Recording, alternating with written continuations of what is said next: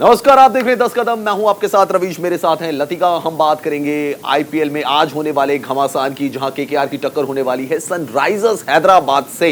लेकिन कल एक मैच खेला गया जो कि बहुत ही एक्साइटिंग मैच था और उसमें 3D प्लेयर के तौर पर सामने आए Hardik Pandya, the captain of Gujarat Titans. और ये एक ऐसा जहाज है लतिका, मुझे तो ऐसा लग रहा है ये टाइटैनिक की तरफ बिल्कुल भी जहाज नहीं है, ये बहुत ज्यादा आगे जाता जा रहा है और कल उन्होंने राजस्थान रॉयल्स को धराशायी कर दिया। तो रिपोर्ट देखते हैं, इस पर चर्चा करते हैं कि हार्दिक पांड्या को हुआ क्या है। Have a look.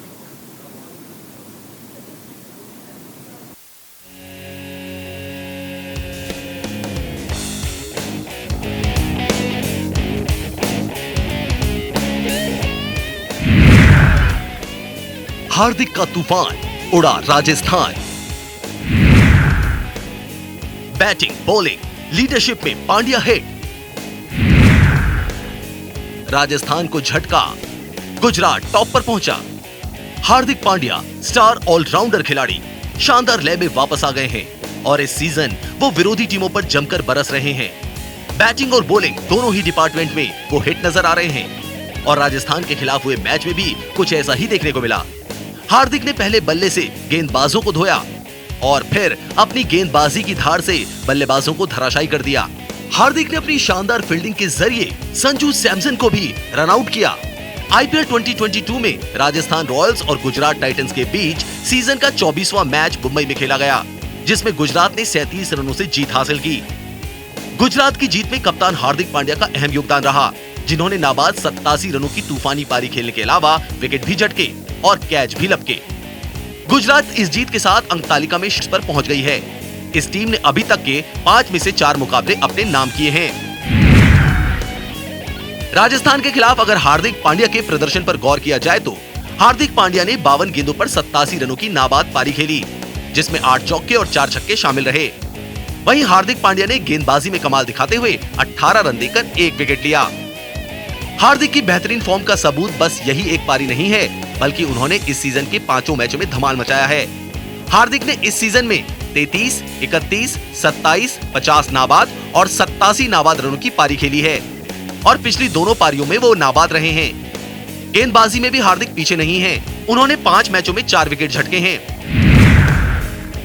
इस सीजन अगर हार्दिक के प्रदर्शन पर गौर किया जाए तो हार्दिक ने 5 मैचों में 228 रन बनाए हैं, जिसमें उनका बेस्ट प्रदर्शन 87 नाबाद रहा है। वहीं हार्दिक ने 4 विकेट भी झटके हैं। अगर राजस्थान और गुजरात के मैच की बात की जाए तो पहले बल्लेबाजी करने उतरी गुजरात टाइटंस की शुरुआत खराब हुई। पहले ओवर में 3 चौके जड़ने वाले मैथ्यू वेड पवेलियन लौट गए तो विजय शंकर 7 गेंदों पर 2 रन ही बना सके। उम्मीद थी कि गिल अच्छा खेलेंगे, लेकिन वो भी 14 गेंद में 13 रन ही बना सके। उसके बाद टीम के कप्तान हार्दिक पांड्या ने कमान संभाली और टीम का स्कोर 192 रनों तक पहुंचा दिया। गुजरात टाइटंस के लिए हार्दिक पांड्या ने 87 रन बनाए। वहीं अभिनव मनोहर के बल्ले से 28 गेंदों पर 43 रनों की पारी निकली। राजस्थान के लिए रियान प्रयाग ने 1 विकेट लिया। वहीं यूजी चहल के खाते में भी 1 ही विकेट आया। 193 रनों के लक्ष्य का पीछा करने उतरी राजस्थान की शुरुआत ठीक नहीं रही और एक कर टीम के बल्लेबाज आउट होते गए।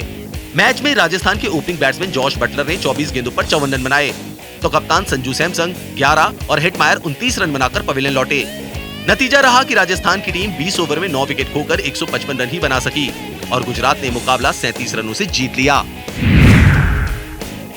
राजस्थान रॉयल्स के लिए जॉश बटलर ने 24 गेंदों पर 54 रनों की पारी खेली। वहीं सिमरन हेटमायर ने 17 गेंदों पर 29 रन बनाए, जबकि गुजरात टाइटंस के लिए लॉकी फर्ग्यूसन ने 23 रन देकर 3 विकेट झटके। वहीं युवा यश दयाल ने भी 3 विकेट चटकाए।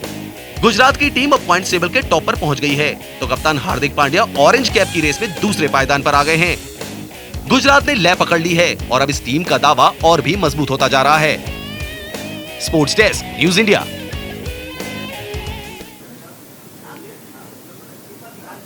तो राजस्थान रॉयल्स के खिलाफ मुकाबले में गुजरात टाइटंस को एक और जीत मिल गई। रिमेंबर 5 में से 4 मैच जीत लिए गुजरात टाइटंस ने। They are on the top guys, they are on the top. Latika, कल हार्दिक पांड्या का एक और अवतार हमें देखने को मिल रहा है। इस सीजन की बात की जाए तो रुककर खेलते हैं, छक्के चौके लगाने की कोई जल्दबाजी नहीं है, उनको टिक कर खेलते हैं और ऐसा लगता है कि जहां से गेम स्टार्ट करते हैं फिनिश करने की भी सोचते हैं। जी, टीम की तरफ दिखाई है, काबिले तारीफ है।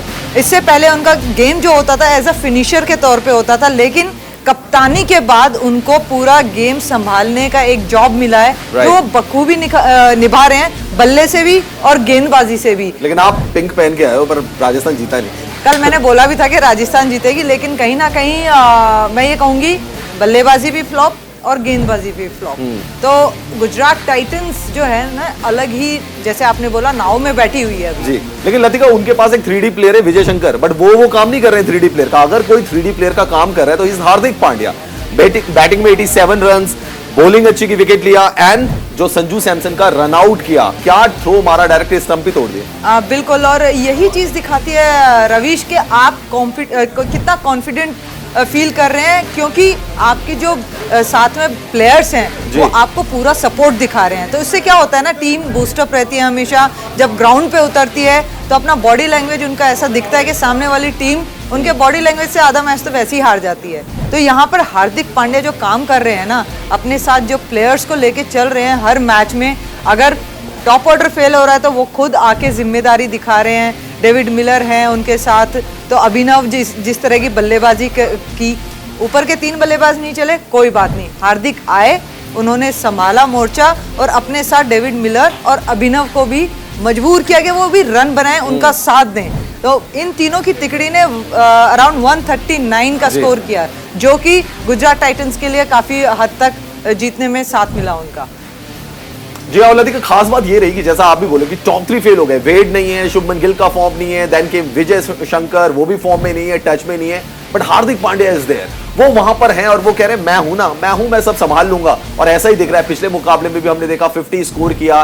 डिफरेंट हार्दिक पांड्या, जिसको कि सिंगल्स एंड डबल्स लेने में भी कोई परेशानी नहीं है। Unlike Hardik Pandya of Mumbai Indians, unlike Hardik Pandya of team India, जो सिर्फ छक्के चौके पे यकीन करते थे। This is Hardik Pandya 2.0। यहाँ रहीश, आपने एक चीज अगर नोटिस की हो तो मैचेस में वो काफी इंजॉय कर रहे हैं अपनी कैप्टनसी को, क्योंकि उनके जो प्लेयर्स हैं वो काफी अच्छा सपोर्ट कर रहे हैं, चाहे वो बैटिंग की बात हो या बॉलिंग की। तो बॉडी लैंग्वेज क्या दिखा रहा है उनका कि वो इंजॉय कर रहे हैं। आप उनकी फील्डिंग भी देखेंगे तो वहां पे भी इंजॉय करते दिखाई देंगे। अगर एक क्रिकेटर अपना गेम इंजॉय करता है ना, तो कुछ इसी तरह की परफॉर्मेंस दिखाई देती है रवीश। लतिका, लेकिन मेरा एक सवाल यह है कि हमने 2 मैचेस राजस्थान रॉयल्स के देखे और दोनों में अश्विन जो एक बड़ा फैक्टर सामने आ जाते हैं। पहला मैच, पीछे वाला जो मैच था, उसमें हमने देखा रविचंद्रन अश्विन रिटायर्ड आउट हो गए। अब आ जाते हैं ये वाले मैच की अगर हम बात करें तो इसमें रविचंद्रन अश्विन को नंबर 3 पर बैटिंग करने भेज दिया। इसका लॉजिक कुछ समझ में आ रहा है आपको? तो मुझे भी समझा। मुझे लगता है राजस्थान रॉयल्स का जो बल्लेबाजी क्रम चल नहीं रहा है ना, तो कहीं ना कहीं वो कोशिश कर रहे हैं कि जो बल्लेबाज चल रहा है उसको थोड़ा सा ओवर्स ज्यादा दे, क्या पता वो उनके लिए रन्स बना दे। Ashwin, when you have Jimmy Neesham आपके पास पड़े हुए हैं, आपके पास हेटमायर पड़े हुए हैं, आपके पास बहुत पड़े हुए हैं, उनको आप ऊपर भेज सकते थे। रविचंद्रन अश्विन तो क्लासिकली सेट बैट्समैन है, 500 है टेस्ट मैच क्रिकेट में, वो T20 क्रिकेट में नंबर 3 रविचंद्रन अश्विन। मतलब लॉजिक मेरे को समझ में नहीं आया। मुझे लगता है रवीश जो लास्ट मैच में रिटायर्ड आउट हुए थे खुद से, और एक अच्छे 28 रन इन्होंने मारे थे, तो मुझे लगता है कहीं ना कहीं आरआर के जो मैनेजमेंट है उन्होंने सोचा कि जब ये रन बना ही रहे हैं तो क्यों ना इनको ऊपर भेजा जाए। अगर वो इतने ही रन हमें बना के देते हैं, एक अच्छी शुरुआत करते हैं, क्योंकि बटलर ऑलरेडी वहां पर अच्छी शुरुआत कर चुके थे, और अगर वहां अश्विन भी सिर्फ 4 या 5 ओवर तक उनका साथ निभाते और इस तरह की पारी खेलते, तो शायद आने वाले हेटमायर है, निशम है, उनको काफी हद तक प्रेशर रिलीज होता और वो भी खुल के खेल पाते। लेकिन लतिका, आपको लगा कल बहुत जल्दी हथियार डाल दिए राजस्थान रॉयल्स ने? जैसे ही जॉश बटलर गए, ऐसा लग रहा है टीम का जोश भी लेके चले गए। उसके बाद सिर्फ औपचारिकताएं थी, गेंदबाजी हो रही थी और बैटिंग हो रही थी, 20 ओवर पूरे करने थे बस। बिल्कुल, क्रिकेट में रवीश हमेशा ये कहा जाता है कि अगर आपके पास टारगेट है, उसको अचीव करना है, तो पहले आप टारगेट के करीब जाइए, क्योंकि आखिरी ओवर में आईपीएल का गेम ऐसा है कि आखिरी ओवर में कहीं पे भी पासा पलट सकता है। लेकिन अगर आप उसके पास भी नहीं जा पाएंगे तो वो अचीव करना थोड़ा मुश्किल हो जाएगा। तो मुझे लगता है यहाँ पर अगर हेटमायर थोड़ी देर तक रुकते और साथ देते, यहाँ पर राजस्थान रॉयल्स के बाकी के प्लेयर्स को अपने साथ खिलाते, टारगेट के नजदीक तक जाते, तो हो सकता है जो कमाल उन्होंने पहले करके दिखाया है सिक्सेस का, वो कल के मैच में भी देखने को मिलते। जी हाँ, और लोग सवाल भी उठा रहे हैं कि रेयान प्रयाग को आपने टीम में रखा हुआ है, वो क्या सिर्फ रील्स बनाएंगे? बहुत सारे लोग ये भी कह रहे हैं कि बैटिंग बहुत लेट आती है, इसकी वजह से उनका मेजर कंट्रीब्यूशन नहीं आता, लेकिन एज ए यंगस्टर उनका कंट्रीब्यूशन आना बहुत जरूरी है। लेकिन चलिए आज के मैच की भी बात कर लेते हैं, Sunrisers Hyderabad versus Kolkata Knight Riders. Remember the fact guys कि सनराइजर्स हैदराबाद ने अपने पिछले दोनों मुकाबले जीते हैं, तो क्या आज एक बार फिर से एक और मुकाबला जीतेंगे, जीत की हैट्रिक लगाएंगे सनराइजर्स हैदराबाद? सामने है कोलकाता नाइट राइडर्स की टीम, जिन्होंने 5 में से 3 मैच जीते हैं। देखिए report.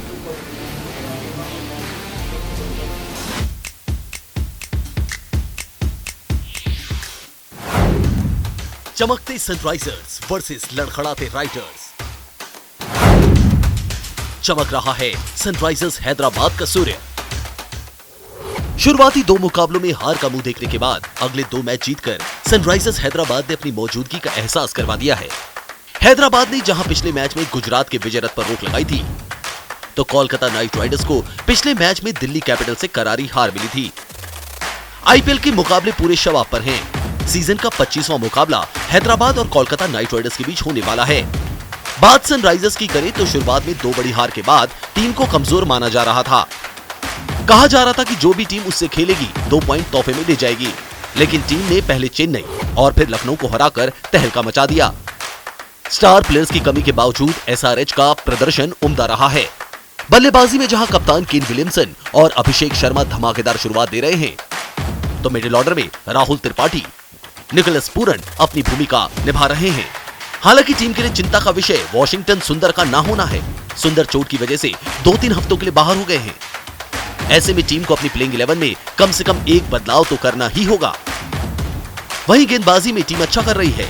Bhuvneshwar Kumar, Marco Jansen और टी नटराजन की पेस बैटरी कमाल कर रही है। आईपीएल 15 में अगर सनराइजर्स हैदराबाद के सफर पर गौर करा जाए तो सनराइजर्स हैदराबाद को राजस्थान रॉयल्स से 61 रनों से हार का सामना करना पड़ा। फिर लखनऊ सुपर जायंट्स ने इस टीम को 12 रनों से हराया। लेकिन उसके बाद एसआरएच ने कमबैक करते हुए चेन्नई सुपर किंग्स को 8 विकेट से हराया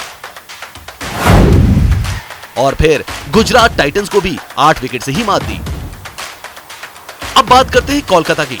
कोलकाता की टीम के पास स्टार खिलाड़ियों की फौज है और वो विनिंग स्ट्रीक पर वापस आने का हर संभव प्रयास करेगी। टीम का टॉप ऑर्डर थोड़ा कमजोर है। टॉप ऑर्डर की खराब बल्लेबाजी के बाद एक बार रसेल और दूसरी बार कमिंस ने टीम की नैया पार लगाई है, लेकिन यह हर बार संभव नहीं है। ऐसे में अगर टीम का टॉप ऑर्डर स्ट्रॉन्ग हो जाता है तो रसेल और कमिंस जैसे हार्ड हिटर्स टीम की नैया पार लगा सकते हैं। वहीं गेंदबाजी में उमेश यादव की रफ्तार विरोधी बल्लेबाजों को खूब परेशान कर रही है। आईपीएल 15 में अगर केकेआर के सफर पर नजर डाली जाए तो केकेआर ने चेन्नई सुपर किंग्स को 6 विकेट से हराया। हालांकि रॉयल चैलेंजर्स बैंगलोर के खिलाफ इस टीम को 3 विकेट से हार का सामना करना पड़ा, लेकिन केकेआर ने बाउंस बैक करते हुए पंजाब किंग्स को 6 विकेट से हराया। इसके बाद मुंबई इंडियंस को 5 विकेट से मात दी, लेकिन दिल्ली कैपिटल्स के खिलाफ केकेआर को 44 रनों से हार का सामना करना पड़ा। यह मैच बेहद रोमांचक हो सकता है, क्योंकि सबकी नजर इस पर रहेगी कि लगातार 2 जीत हासिल करने वाली टीम क्या कोलकाता को हराकर तीसरी जीत हासिल करेगी या केकेआर विनिंग ट्रैक पर वापस लौटेगी। Sports desk, news India. तो Sunrisers Hyderabad versus Kolkata Knight Riders, सबसे थोड़ी देर के बाद ये मुकाबला शुरू होने वाला है और सनराइजर्स हैदराबाद के लिए थोड़ी सी मुश्किल क्योंकि वॉशिंगटन सुंदर नहीं है। वॉशिंगटन नहीं है ये, मतलब यहीं के खिलाड़ी इंडिया के। लतिका, वॉशिंगटन सुंदर नहीं है।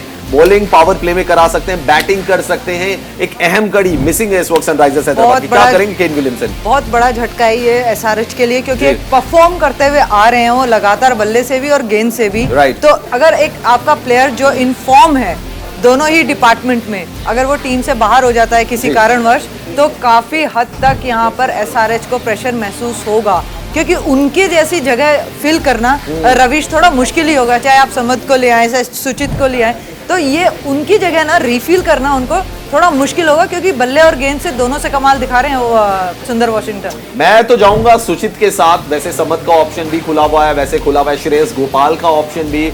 देख लीजिए भैया, सनराइजर्स हैदराबाद आपको किसको ट्राई करना है। मैंने सुचित को पिछली बार देखा था, अच्छा करते हैं भैया, बैटिंग बॉलिंग दोनों बहुत बढ़िया करते हैं। सुचित को ले सकते हैं। लेकिन लतिका, एक सवाल सनराइजर्स हैदराबाद के पॉइंट ऑफ व्यू से मैं ये कह रहा हूं कि पिछले दोनों मुकाबले जो उन्होंने जीते, चेस करते हुए जीते, 8-8 विकेट से जीते। गुजरात टाइटंस को रहा एंड चेन्नई सुपर किंग्स को रहा। बट मेरा सवाल यह कि बैटिंग मिडिल ऑर्डर में ज्यादा आई नहीं है। केन विलियमसन, अभिषेक शर्मा या राहुल त्रिपाठी, यही 3 बल्लेबाजों ने बल्क ऑफ स्कोरिंग की है। निकोलस पूरन की भी ज्यादा बैटिंग आई नहीं है। तो क्या ये दिक्कत की बात है कि आज अगर सनराइजर्स पहले खेलते हैं या बाद में खेलते हैं, मिडिल ऑर्डर अभी एक्सपोज नहीं हुआ है ठीक से? बिल्कुल रविश, अगर देखिए हर मैच में टॉप ऑर्डर का चलना बहुत बेहद जरूरी है। Right. लेकिन अगर गुजरात टाइटन की तरह हम देखें ना, वहाँ हार्दिक पांड्या एक जिम्मेदारी के साथ खेल रहे हैं, उसी तरह यहाँ पर केन विलियमसन को भी जिम्मेदारी दिखानी होगी। अभिषेक शर्मा के साथ एक अच्छा स्टैंड देना होगा। अगर मिडिल ऑर्डर पे अब आते हैं तो निकोलस पूरन जरूर एक छोटी मोटी पारी उन्होंने जरूर खेली है, लेकिन लगातार उनकी तरफ से भी वो रन्स आए नहीं है एसआरएच के लिए। तो यहाँ ये देखना होगा कि एसआरएच किस तरह से मैच को फिनिश करते हुए देखेगा, चाहे वो पहले बल्लेबाजी करे या बाद में, लेकिन उनकी फिनिशिंग कैसे होगी एसआरएच की, वो बहुत अहम है। क्योंकि देखिए रविश, इस आईपीएल के फॉर्मेट में ना 17 से लेके 20 ओवर तक अगर जो रन्स बनाता है 50 रन या 40 रन के आसपास बनाता है ना, उसका जो पलड़ा है भारी रहता है। लेकिन अगर उन्हीं आखिरी ओवरों में आप रन नहीं बना पाते हैं तो दूसरी टीम उसका फायदा जरूर उठाती है। तो यहाँ ये देखना होगा एसआरएच को कि वो किस तरह से मैच को फिनिश करते हैं। लतिका, केकेआर के लिए एरन फिंच की वापसी हो सकती है, मतलब वापसी क्या, मतलब खेले नहीं, उनको खिलाया जा सकता है, प्लेइंग 11 में इंक्लूड किया जा सकता है। Then they have the option कि सैम बिलिंग्स को बाहर करें, लाएं शेल्डन जैक्सन को। आपको लगता है इससे फायदा होगा? बिकॉज अजिंक्य रहाणे अभी तक उस रोल पे फिट नहीं बैठे। इनफैक्ट अगर वेंकी अय्यर की भी बात करूं तो एक ही बार उन्होंने 20+ का स्कोर बनाया, वो भी ज्यादा कामयाब नहीं रहे हैं। 30+ का एक बार स्कोर बनाया अजिंक्य रहाणे ने। हाईएस्ट स्कोरर उनके जो अभी तक है केकेआर के, वो आंद्रे रसेल विद 120 रन्स, और उस 120 रन्स में भी 70 रन तो उन्होंने एक ही मैच में मार दिए थे।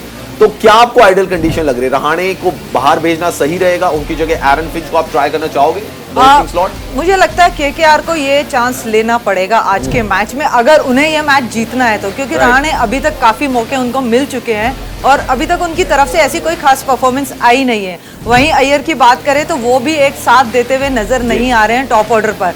तो यहाँ पर अगर ये छोटा सा बदलाव करते हैं, बिलिंग्स की जगह अगर शेल्डन जैक्सन को भी लेकर आते हैं तो कोई बुराई नहीं है रवीश। क्योंकि अगर आपको मैच जीतना है ना तो ये फेर बदल बहुत जरूरी है, कॉम्बिनेशन आपको टीम को देना ही पड़ा। अदरवाइज कहीं ना कहीं दूसरी टीम जो है ना, इन्हीं खामियों का फायदा उठा जाती है। जी बिल्कुल, कुछ ना कुछ कॉम्बिनेशन तो चेंज करना पड़ेगा। बट एक नजर डाल लेते हैं प्रोबेबल प्लेइंग 11 पर, संभावित प्लेइंग 11 क्या हो सकती है केकेआर की, सनराइजर्स हैदराबाद की, उस पर एक नजर डाल लेते हैं। कुछ चेंजेस हो सकते हैं, चेंजेस हमने डिस्कस भी किए, बट एक नजर डाल लेते हैं। श्रेयस अय्यर, वेंकटेश अय्यर, अजिंक्य रहाणे की जगह आज एरन फिंच को लाया जा सकता है। नीतीश राणा ने परफॉर्मेंस दी नहीं है, बिलिंग्स नहीं आई उनकी performance. Andre Russell, Pat Cummins, Sunil Narine, Shivam Mavi, Umesh Yadav और वरुण चक्रवर्ती। इसमें सबसे अच्छी परफॉर्मेंस किसकी है? उमेश यादव की। यार केन विलियमसन, अभिषेक शर्मा बहुत बढ़िया performance, Rahul Tripathi too good, Aiden Markram नहीं, निकोलस पूरन एक इनिंग, शशांक सिंह को भी मौका रहेगा, भुवनेश्वर कुमार है, मार्को येंसन है, उर्मान मलिक हैं, टी नटराजन हैं और श्रेयस गोपाल यहाँ पर आ जाएंगे। केकेआर के लिए अगर मैं बात करूँ ना, यहाँ पर एसआरएच के लिए, सॉरी, अगर एसआरएच के लिए मैं बात करूँ ना, तो जो नटराजन बॉलर अभी इनके साथ जुड़े हैं और अच्छी परफॉर्मेंस दे रहे हैं, तो डेथ ओवर्स में केकेआर के लिए मुसीबतें जरूर बढ़ने वाली हैं। भले ही वहाँ रसल हैं, पैट कमिंस हैं, लेकिन नटराजन भी अच्छी खासी फॉर्म में नजर आ रहे हैं और बहुत मुश्किल से रन बना रहे हैं। वैसे हमने क्रिकेट में नटराजन शॉट सुना है ऐसे वाला, आपने खेला है कभी? मैंने हाँ बहुत खेले हैं, कई मौके ऐसे हैं। गेंदबाज नटराजन ऐसे मिले कि जो यॉर्कर इतनी परफेक्ट डालते हैं कि बल्लेबाजों के लिए बहुत दिक्कत हो जाती है। फैंटेसी 11 क्या हो सकती है आज की, उस पर भी एक नजर डाल लेते हैं। जो भी लोग फैंटेसी गेमिंग में इंटरेस्टेड हैं उनके लिए बहुत अच्छा हो सकता है। निकोलस पूरन विकेट कीपर के तौर पर उनको सिलेक्ट कर लीजिए। निकोलस पूरन आपके फैंटेसी 11 को और अच्छा कर सकते हैं, पॉइंट्स दे सकते हैं आपको, क्या पता आज उनका दिन हो। केन विलियमसन, श्रेयस अय्यर, राहुल त्रिपाठी और एडन मार्करम, ये पॉइंट्स के हिसाब से फैंटेसी 11 बनिए गाइस। सारे बड़े खिलाड़ियों को आप इंक्लूड नहीं कर सकते, 100 पॉइंट्स के अंदर आपको अपनी टीम बनानी पड़ती है। Then allrounders, Andre Russell, Pat Cummins, दोनों केकेआर को बिलोंग करते हैं, क्योंकि उधर किसी ऑलराउंडर ने कुछ किया नहीं। वॉशिंगटन सुंदर थे बट वो है नहीं। So Andre Russell and Pat Cummins. और इसके अलावा बॉलर्स क्या क्या ले सकते हैं? सुनील नरेन, उमेश यादव को कप्तान बनाइए, उर्मान मलिक रखिए और रखिए शिवम मावी को। ये है दोस्तों फैंटेसी 11 जो कि हम आपको बता रहे हैं।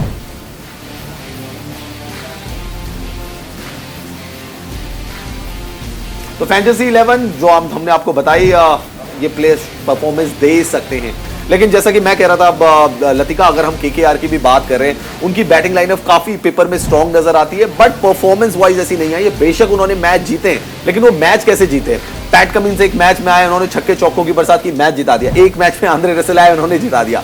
जो टॉप ऑर्डर की तरफ से एक सॉलिड परफॉर्मेंस आनी चाहिए थी, आई नहीं है केकेआर। बिल्कुल, और यही एक रीजन है अभी तक केकेआर के पास के वो एक अच्छे लेवल का स्कोर खड़ा नहीं कर पाए हैं। चेस जरूर किया है पैट कमिंस की वजह से या रसल की वजह से, लेकिन अगर टॉप ऑर्डर रविश नहीं करेगा ना, और यही लगातार मैचेस में परफॉर्मेंस देता रहेगा टॉप ऑर्डर, तो केकेआर के लिए बहुत मुसीबतें खड़ी होने वाली हैं यहाँ पर, क्योंकि दूसरी टीमें जो हैं ऑलमोस्ट उनकी कॉम्बिनेशन रेडी हो गए हैं, परफॉर्म कर रहे हैं, मैचेस जीत रहे हैं। तो अगर केकेआर को आईपीएल में अपनी जीत का जो रास्ता है वो बनाए रखना है ना, तो यहाँ पर उनके टॉप ऑर्डर का चलना बहुत जरूरी है। चलिए इस बीच कुछ और खबरें भी हम आपको बता देते हैं। कोलकाता नाइट राइडर्स को बड़ा झटका लगा है। कोलकाता के लिए 2 मैच खेलने वाले रसिक सलाम जो है वो बाहर हो गए गाइस। ये एक इंपॉर्टेंट इंफॉर्मेशन आई है और उनकी जगह रिप्लेसमेंट जो है वो घोषित कर दिया गया है। तो ये इंफॉर्मेशन आई है रसिक सलाम।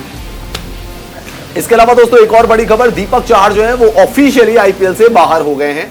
पहले खबर थी कि दीपक चाहर बाहर हो गए, बट अब ऑफिशियली कर दिया है आईपीएल की गवर्निंग काउंसिल ने, Deepak Chahar is no more in the IPL. तो दीपक चाहर बाहर हैं। अब उनकी जगह रिप्लेसमेंट कौन आएगा ये अभी तक साफ नहीं हो पाया है। 14 करोड़ रुपए में खरीदा था उनको, बाहर हो गए।